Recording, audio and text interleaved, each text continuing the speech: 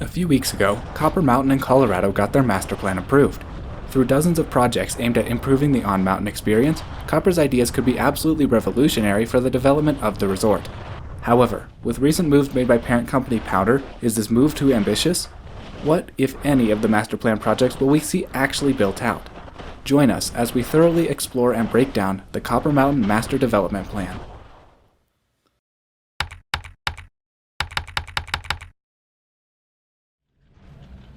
Let's kick this off with a very brief introduction to master plans, since it's been a while since we've done one of these types of videos.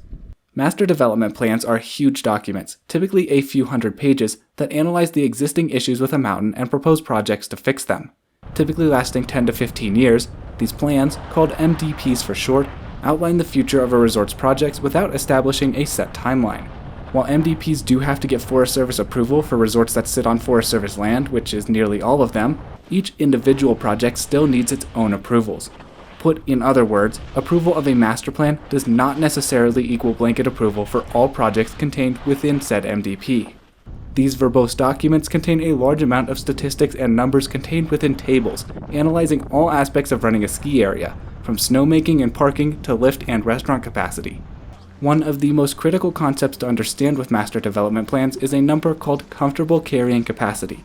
CCC, as it's often referred to for short, is a number derived from a secret formula that allows ski resorts to approximate how many people they can have on the hill in a good balance without it becoming overcrowded or dangerous. It is not a hard limit, and ski resorts typically exceed their CCC on about 10 ski days a year. The main word within it is comfortable. Many factors go into CCC, but naturally, an increase in lift capacity, number of trails, restaurant seats, and parking spaces, all of which are included in Copper's MDP, can increase the CCC of the mountain. This particular master plan we're discussing today proposes a nearly 40% increase in CCC, jumping from 12,940 guests on the hill to a whopping 17,860. Many of you do not have context for those numbers, but we can definitively tell you that a 40% increase in CCC is absolutely massive, hence why this master plan is rather ambitious. Alright, now let's jump into what's actually planned on being built, starting with a huge terrain expansion. One of the two headliners among all of the MDP's propositions is the Jacques East lift and terrain pod, which would house a high-speed quad named Jacques East and a fixed-grip triple named Thunderbird on the backside of Tucker Mountain and west face of Jacques Peak. This area would be accessed by either the Three Bears lift or the proposed Union Meadows lift we'll talk about in a second.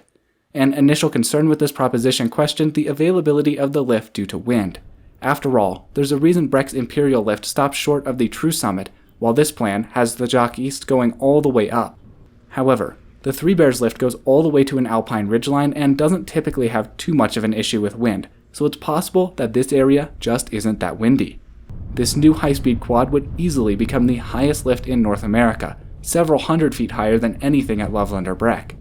The Jacques Peak terrain is absolutely gnarly, so this would offer some of that true expert terrain that, let's be honest, Copper lacks pretty sorely right now. As of right now, Copper doesn't have very many chutes, cliff drops, and the likes, and that which does exist is short or south-facing. Jacques East fixes that. Additionally, there are these couple proposed blues, although it's highly likely that in reality, these would be marked as blacks since they'd be the only blues anywhere in that area. It's a long trek out and back to this area, but given the target clientele of this area, that likely wouldn't be too much of an issue. Thus, if Jacques East gets built out, it would be absolutely massive in improving the expert and extreme experience at Copper. The other big expansion proposed in the master plan would be an extremely long high-speed quad in the Union Meadows area. While the map doesn't explicitly show any new trails, this lift would highly increase the utilization of the entire Union Meadows area, which is an extremely expansive area. In addition, as previously mentioned, this lift would provide a key link to the Jacques East expansion, allowing for a 2-seat ride from Center Village via American Flyer. If Copper wants to build Jacques East, it is absolutely critical that they build this lift, because otherwise, Three Bears is going to get absolutely swamped. Union Meadows itself is a fairly mild area and isn't that popular, so the proposition of a one-lift lap for that specific area doesn't fall into the priority category, although it is a nice secondary benefit to building out this lift. The third non-replacement lift proposal in this master plan is yet another high-speed quad named Sail Away. This shorter lift would basically serve all the American Eagle blues without forcing you down to the base. This would really help alleviate congestion on Lower Main Vein and provide easier access to East Village from West Village. Interestingly, part of the lift's purpose is claimed to be taking pressure off of base area lift. However, American Flyer gets longer lines than American Eagle fairly consistently, so to actually take pressure off of the base area lifts, one could argue it would be more beneficial to build a lift going in the opposite direction, from east to west. This would allow for Eagle to sail away to be a Flyer alternative, rather than the current proposition of Flyer to sail away as an Eagle alternative, which would do more to take pressure off of the base area lifts. Nonetheless, even without those qualms, the nature of this lift as purely infill leaves it lower on the priority list for Copper to actually build. The final two lifts in this category of new lifts are two of the smallest lifts in this plan, but could ultimately be some of the most impactful. First, a short double chair lift would be built in Central Park, exclusively to serve the park. This lift just makes sense, given Copper's dedication to competition and parks, and would make an already great park mountain that much better. It is possible that Copper could use parts from some lifts that are proposed for replacement we'll discuss in a minute, and in that case, it could save them a serious amount of money, making this even more realistic. The other is a proposed surface lift to serve the super pipe, so that it can be exclusively lapped without having to ride all the way up American Eagle. This would most likely be a platter or conveyor and would also help further Copper as the ultimate terrain park destination in Colorado. Next up, let's discuss the 8 lift replacements proposed in this MDP. Yes, you heard me right. 8. We'll go from lookers right to left. The first lift here is an already approved replacement for Lumberjack. This is one of 2 previously approved projects in the master plan. As discussed earlier, despite master plan approval, Copper still needs individual project approvals from the Forest Service before building anything. This proposal, however, is an exception.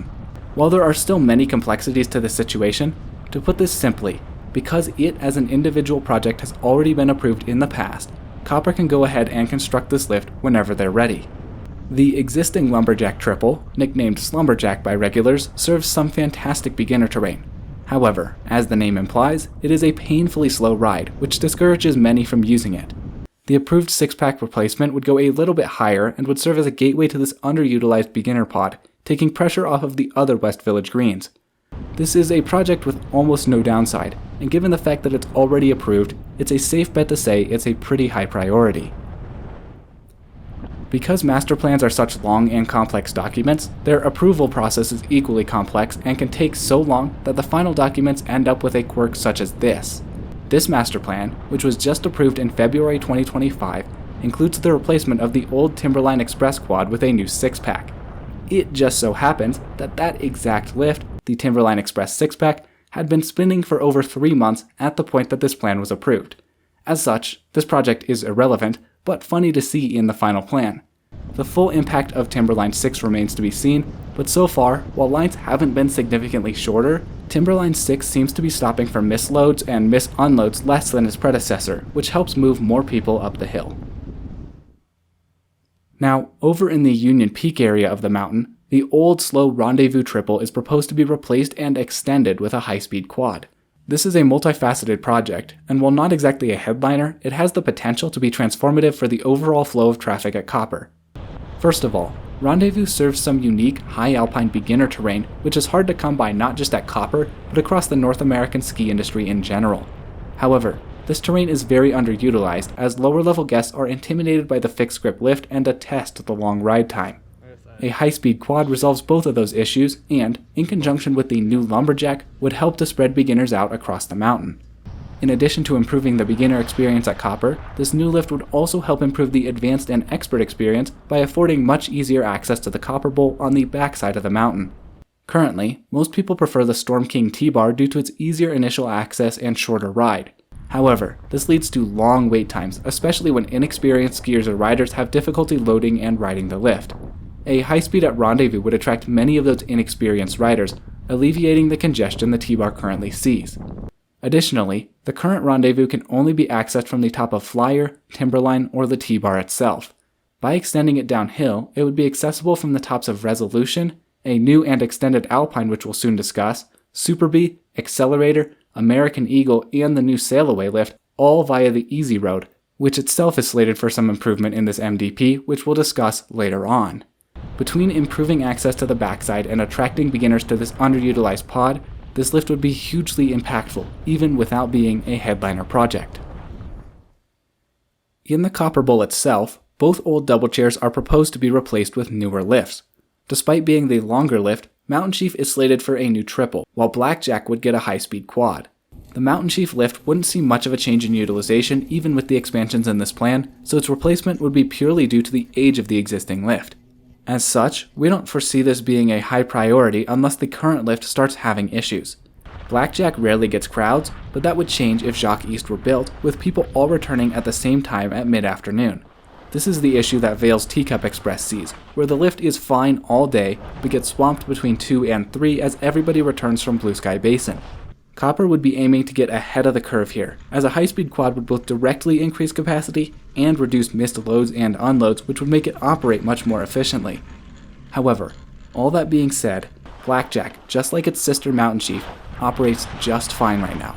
As such, we don't foresee either lift, but especially the high-speed quad, being built anytime before Jacques East is built, which will most likely be a long time from now. Back over on the front side, the Accelerator and Super B lifts are both nearing the end of their service lives, getting darn near 30 years old. Additionally, they can each get some solid lines on peak days. Let's start with Accelerator. Accelerator's proposal in the MDP is pretty simple. It's a 6-pack to serve as a direct replacement in almost the same alignment as the existing high-speed quad. It would also see a solid capacity boost. The only difference in alignment would be that the bottom terminal would be placed a few hundred feet downhill of the current bottom in order to reduce cross-traffic around the area. As touched on, Accelerator does get some bad lines, but they're not nearly as bad as some of the base area lines. As such, Accelerator getting replaced will most likely be one of the last items on this master plan to come to fruition, as the current Accelerator seems to be running just fine. Contrary to Accelerator, Super B would be an absolute headliner and is arguably the second biggest project in the entire document after the Jacques East expansion. The plan proposes a new 8-pack to replace the current 6-pack. This 8-seater would be an absolute monster, spanning the insane length of vertical that the current lift does, and would provide a significant capacity boost as well to help alleviate some of the big crowds Super B can see in the morning. Also in the master plan is a mid-unload station at the top of Rosie's Run and Overload that would be employed almost exclusively for race training. This would be huge for them, as that would prevent the racers from having to mix with the public down 2/3 of the vertical of the mountain just for them to get to the start of their courses. This mid-station, while only a minor detail on paper, would be another huge win for Copper in their quest to make their competition experience even better than it already is. The final lift replacement we'll discuss is a high-speed quad to replace the painfully old and slow Alpine Double. This project has been approved since 2006, so if history repeats itself, don't expect actual construction anytime soon. However, it's not out of the realm of possibility. This new lift would go a little bit higher than the current Alpine lift does, allowing for access to Copperopolis. From there, one could take the new Easy Road we'll discuss in a bit to go to the new Rendezvous we already discussed, and could actually make it to the backside in 2 lifts rather than the 3 it currently takes. Additionally, access to Copperopolis makes access to Center Village magnitudes easier. There are plans in place, and maybe even construction in progress at the base of the Alpine lift to build a bit of a base village. The current lift lacks sufficient capacity to be a true base area lift, so the proposal of a high-speed quad fixes that. Additionally, many people avoid the pod because of the slow ride, so a high speed here will attract more traffic to some of Copper's best mogul runs and potentially long steep groomers depending on how the new lift affects the grooming rotation. The plurality of benefits of the Alpine Detachable makes it one of the highest pieces of this master plan on our wish list as regular Copper skiers. Now, the Super B 8-pack, Accelerator 6-pack, and Alpine Quad combination does present a little bit of concern about trail crowding, however. Currently, there is a sufficient trail network surrounding the 3 lifts, but with large increases in all capacities, it would behoove Copper to better sign the entrances to lesser used trails such as Collage and West Encore in order to take pressure off the already overworked Ptarmigan and Andes Encore Blues.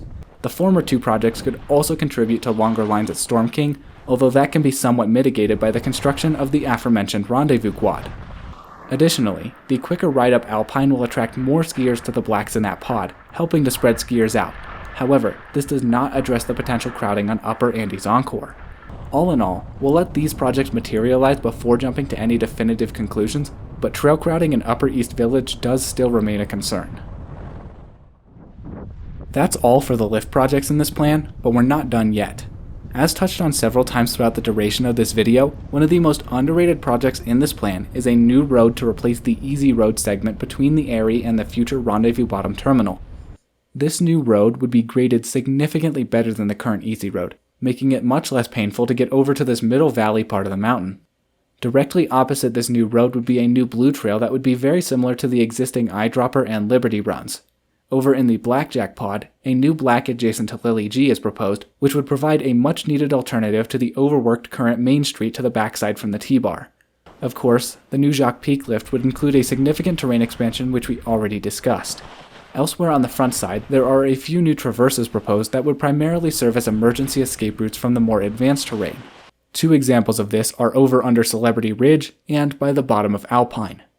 The new Sail Away lift in the center of the mountain would bring with it a pair of new trails, presumably fantastic groomers to complement the rest of the groomers in the existing American Eagle pod. And finally, the new Lumberjack lift would bring a few trail extensions at the top of the pod and one new trail in the middle of the pod. Interestingly, there are no plans in place to cut any trails in the Union Meadows area, even if the Union Meadows quad gets constructed. This would preserve the appeal of the area, but would also relegate the lift to experts only, which could disrupt Copper's natural segregation that exists on the front side, putting experts through West Village beginner and intermediate zones to access the lift. There are also a handful of improvements slated for current trails, most notably some grading projects in 17, Sail Away, Lyman, Enchanted Forest, Union Meadows, Timberline, and Sea Dog glades, which would make them much more flowy and accessible. A handful of trails are slated for widening. Copperopolis is one, which makes sense given the increase in traffic it will see when the extended Alpine is built. Ptarmigan, and the same pod, is another to help handle the increased capacity of the proposed Super Bee and Accelerator replacements. Additionally, Carefree, a fantastic beginner run, will be widened to give everyone a little more space.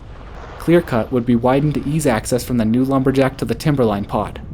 And finally, Upper Main Vein would see a bit of an increase to help it accommodate the traffic it sees as the main artery of the American Eagle pod. The final set of projects in the master plan that we'll be covering are a handful of facilities improvements. First off, both the T-Rex Grill and Flyers restaurant would be replaced with newer, nicer, bigger on-mountain dining hubs. These spots are both extremely small and prone to overcrowding on peak days. Newer, bigger spots would help take pressure off of base area cafeterias and do wonders to improve the overall Copper experience. While these two projects may not make as many waves as some of the lifts, these will still be hugely impactful. Something buried deep in the master plan that could reshape the Copper experience is a proposed pedestrian overpass or underpass from the Far East lot to the Alpine lift. This would only be built after Alpine's base area is built out, but would provide a much-needed alternative to riding the bus all the way to East, Center, or West Village. This would make it much more attractive to park in the Far East and could help discourage the early morning parking crazes that the Alpine lot is prone to. Finally, lots of additional snowmaking is proposed to help with coverage in the early and late season. You can see the entirety of the existing snowmaking network in blue, with proposed new snowmaking in yellow and approved but not yet constructed new snowmaking in pink. The most notable propositions here are Highline and Cabin Chute in the Resolution pod, Too Much in the Alpine pod, Upper Coppertone right in the middle of the mountain, and the Soliloquy to Roundabout beginner route along the Looker's right boundary. Alright, so that covers all of the projects that would directly affect the day-to-day experience at Copper. So now let's get into one of the most important questions left. What will actually get built? Our initial reaction to this whole master plan is that it is too ambitious to fully come to fruition. With parent company Powder's recent sale of Killington Pico and pending sales of a handful of their other mountains, it would seem that Powder is trying to get out of ski area operation to a degree. However, on the flip side, these sales may leave the company with the cash in hand to build some of the crazier projects included in the MDP, in which case they're consolidating simply so that they can focus on making their flagship ski area the best in the business. With all of these projects, it's exceedingly difficult to definitely tell what will get built and when. However, based on what we've seen from other ski areas, we predict that within the next 8 to 10 years, we'll see the Alpine and Lumberjack replacements on the front side and the Thunderbird lift of the Jock Peak expansion, with the full expansion soon to follow after.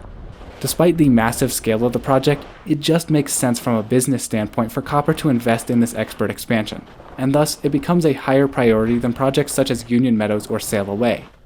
The next projects to come to fruition will most likely be Union Meadows, Blackjack, and Rendezvous due to all three lifts' roles in transiting to and from the Jacques East expansion. The lowest priority projects are, in all likelihood, the Mountain Chief, Super Bee, and Accelerator replacements and the Sail Away lift. It is probable that both terrain park lifts and all of the facilities upgrades will proceed within the next decade. One major piece that we were a bit surprised and disappointed not to see in this master plan was some sort of lift to augment American Flyer, as that lift consistently has the longest wait times at the mountain. However, a replaced Rendezvous could partially help, and with a new lift comes new trail crowding concerns. This area of the mountain will remain a choke point, but we're willing to take that sacrifice for all of these zany but incredible projects outlined in this master plan. Alright, that about wraps it up for the Copper Mountain Master Development Plan. As always, please leave any questions down below, and we'd love to hear your thoughts on the projects proposed as well. If you enjoyed this video or found it helpful, please consider subscribing to help support this stream.